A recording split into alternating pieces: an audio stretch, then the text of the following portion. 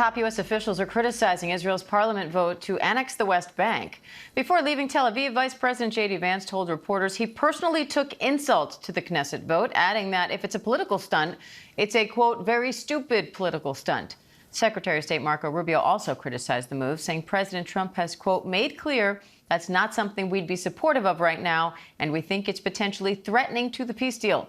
Meanwhile, Vance says the ceasefire could lead to more Israeli alliances in the Middle East. ABC News foreign correspondent Tom Soufi Burridge is in Jerusalem with more on that.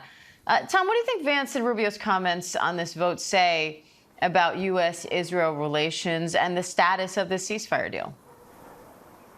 Yeah, it tells us, Diane, that there are fundamental differences between the Trump administration and the Israeli government, not just on Gaza and the pathway forward, but also on the broader plan and the status of the West Bank. Now, it is an important caveat to highlight, though, that although the Trump administration is, for the first time, I think, really setting out its stall and being very clearly against complete annexation of the West Bank by Israel, it doesn't mean that in a future peace deal, if there is one, if we get to that point on a future settlement of the Palestinian territories per se, it doesn't mean that the US might not accept some kind of partial annexation because, I was in the West Bank just weeks ago and, there are large Israeli settlements. The one we were in is a small city and there are expansion plans underway right now and construction work ongoing. So, I think this is an important reminder again, though, that yes, Israeli Prime Minister Benjamin Netanyahu calls Donald Trump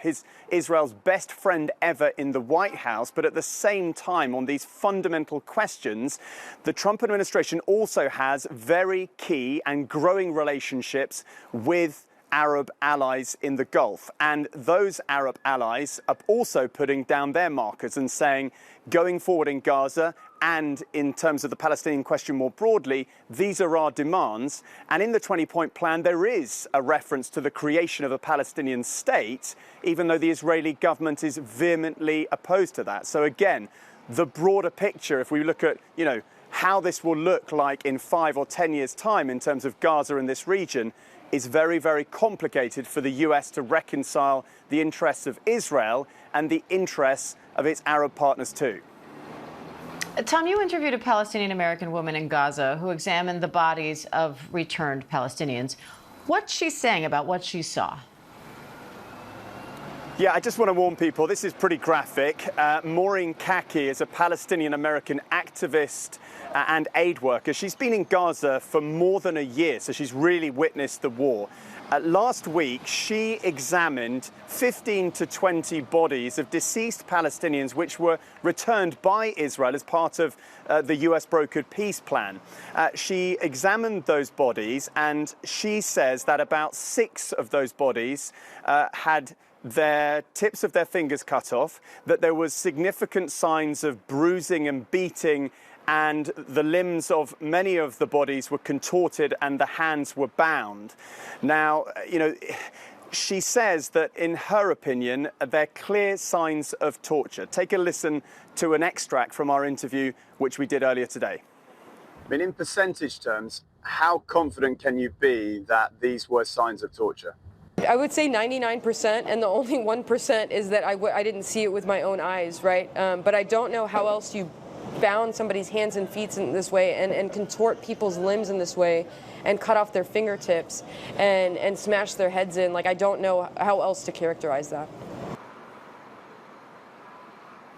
Now, the IDF says these are false allegations. They say that they have not bound the hands of any of the detainees, the bodies of detainees returned, and they say they've acted strictly in accordance with international law. And the IDF says that all of the Palestinian bodies returned to Gaza as part of the peace deal are the bodies of combatants killed in war. But the activist we spoke to says that the injuries were not consistent with many injuries of war that she's witnessed in Gaza over the past year. Diane? Tom Soufi Burridge, thank you.